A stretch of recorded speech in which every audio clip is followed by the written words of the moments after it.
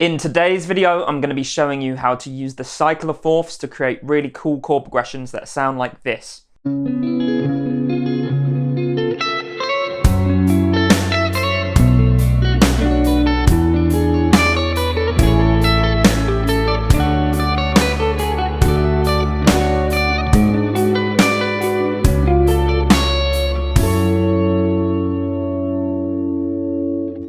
How's it going? Dave here. My channel's all about helping you create really awesome neo-soul and R&B sounds on your guitar.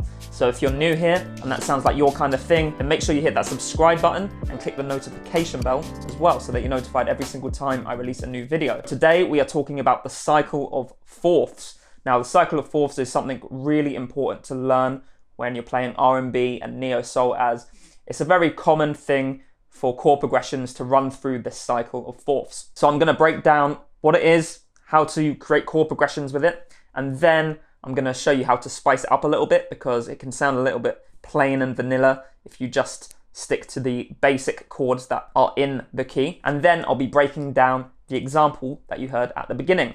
So let's jump into it. So we're going to take the key of A today. We're going to be working in the key of A. So the notes in the key of A are A, B, C sharp, D, E, F sharp, and G sharp. And we can number these 1, 2, 3, 4, 5, 6, 7.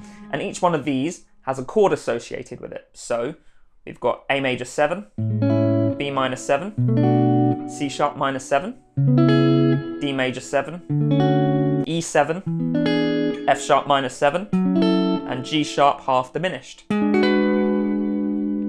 So let's take this first chord, chord number 1, which is A major 7. What we're going to do is play the chord that's a fourth above this A major 7. So we count up 4. So we're going to include the A, so that's 1, then B is 2, C sharp is 3, and D is 4. Okay, then we've moved to the D chord, D major 7. Okay, so 1, then 4. So if we count another 4 from D, so 1, 2, 3, 4, we end up on chord 7, which is G sharp half diminished. This is chord 7, so far we've got 1, 4, 7. So we're going to count up 4 from G sharp diminished, so 1, 2, 3, 4. We're at C sharp minor 7 now. This is chord 3, so far we've got 1, 4, 7, 3. So from C sharp, we're going to count up 4, including the C sharp, remember, so 1, 2, 3, 4. This is chord 6, which is F sharp minor. So we've got 1, 4, 7, 3, 6. Then we're going to count 4 up from F sharp, so 1, 2, 3, 4. That's chord number 2. So if you can remember, 1, 4, 7, 3, 6, 2. Then we're going to count up 4 from chord number 2, so B, C sharp, D, E. That's chord 5, which is E7. So we've got 1, 4, 7, 3, 6, 2, 5. And then if we count up 4 from chord 5, we get back to chord 1, and that's the cycle. So it's really important to just remember that sequence of numbers, 1, 4, 7, 3, 6, 2, 5. And that's the cycle of fourths. So let me just play all of the chords in order, and you'll hear they lead quite nicely into each other.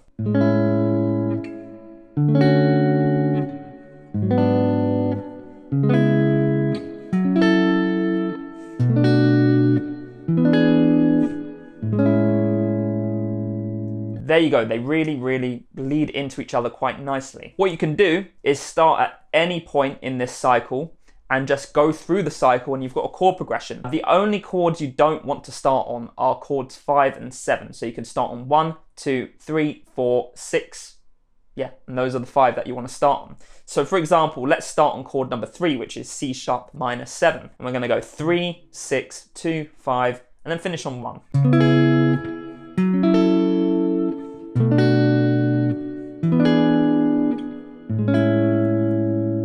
There we go. And maybe we could start on chord number 2 and go all the way round until we get to chord 6. Chord 2 is B minor 7.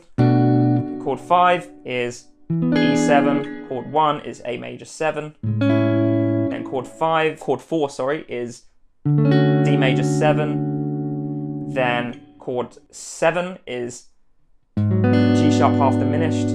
Chord 3 is C sharp minor 7, and then chord 6 is F sharp minor 7. So let's listen to that all together. 2, 5, 1, 4, 7, 3, 6.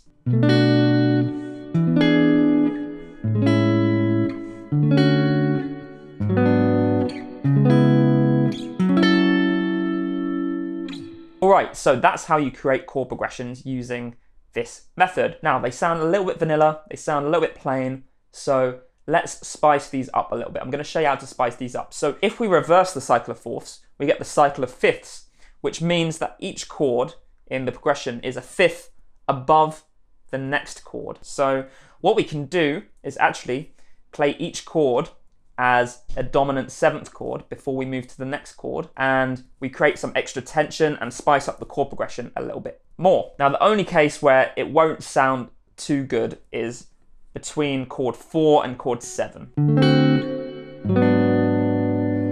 And that's because they're not a perfect fifth apart, they're actually a tritone apart, so it doesn't have the same effect. But let's just try it with a basic chord progression. So we're going to start on chord 3, which is C sharp minor 7. Okay, and then we'll go all the way to 1. So 3, 6, 2, 5, 1.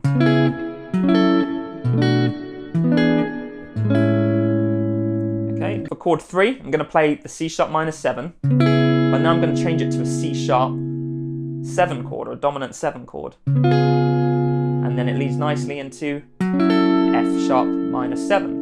And then maybe I could turn this F sharp minor 7 into a dominant 7 chord. And it leads nicely into B minor 7. And this B minor 7 can be turned into a B7 and leads nicely into E7.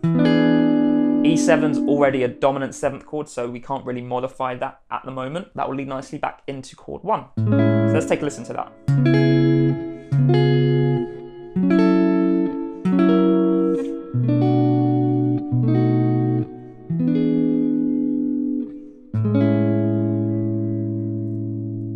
Alright, so that sounds a little bit more exciting. Of course, you don't want to turn every single chord into a dominant 7th chord, because that kind of ruins the impact that it has, the tension that it creates. So maybe use it once or twice in your progression. Something else you could do is, if you know altered dominant chords, so your dominant 7s sharp 5s, your dominant 7 flat 5s, sharp 9s, flat 9s, then you could play altered dominant chords as well. If you don't know what altered dominant chords are, then check out my video on altered dominant chords, and they'll really help jazz up your playing. We could maybe play a C sharp minor 7 into a C sharp 7 sharp 5. And then that leads nicely into the F sharp minor 7. And then F sharp 7 flat 9 into B minor 7. How about, there we go, B7 sharp 5 into the E7, and then into the A major 7. Okay, so again, this can be overdone, so only use a couple here and there. You don't want to ruin your progression. So that's how you can create some chord progressions using this cycle. You can also use this cycle as passing chords. So if you want to, for example, play a 1, 4, 5 in the key of A major, so we're playing A major 7, then D major 7, then E7, and then back to A major 7. Before we land on our 4 chord after 1, we could just quickly pass through these chords, and it just adds a nice little touch to the chord progression. So take a listen.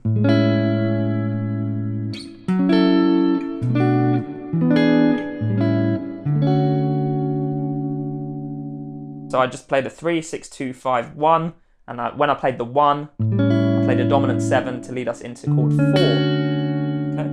Then I want to go to chord 5, so let's add some passing chords there.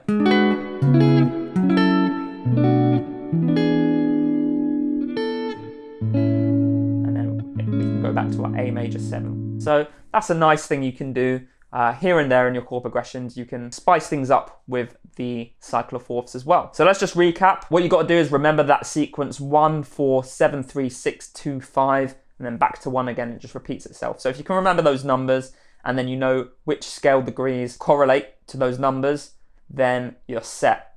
So you need to practice in all 12 keys to really get good at this, and it will really help you with your chord progressions. If you're stuck, if you don't know what chord to go next in your chord progression, you can just use the cycle of fourths to just continue the chord progression on. Right, so let's break down this idea that I played at the beginning. So I'm literally just going through this cycle in the key of A. So we're playing a 3, 6, 2, 5, 1, 4,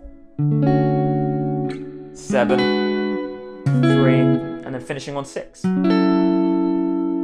But of course, it didn't sound that simple, so I added interesting chord voicings. So we started off on 3, which was a C sharp minor 7. Then I moved to a C sharp 7, then a C sharp 7, sharp 5. And each one of those progressively added more tension before landing on our C sharp minor 7. And I just arpeggiated these chords, added a little melody in between. Then I'm moving from chord 6 to chord 2, because that's the next one in the cycle, so B minor 7. And then I added this little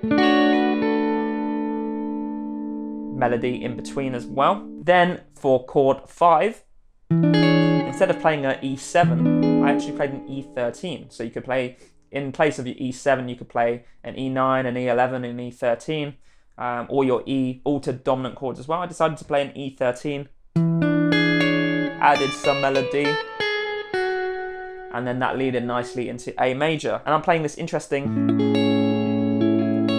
voicing of an A major 7 here. Then I turned the A major 7 into an A7.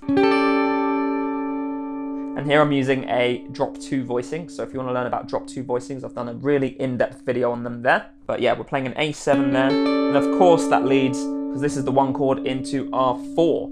So 4 is D major 7, and here's that classic neo-soul voicing I'm using for the D major 7. Now I played this little voicing here, which is a D major 9 voicing, then back to the D major 7 voicing. Added some melody. Then from chord 4, we've obviously got to go to chord 7, so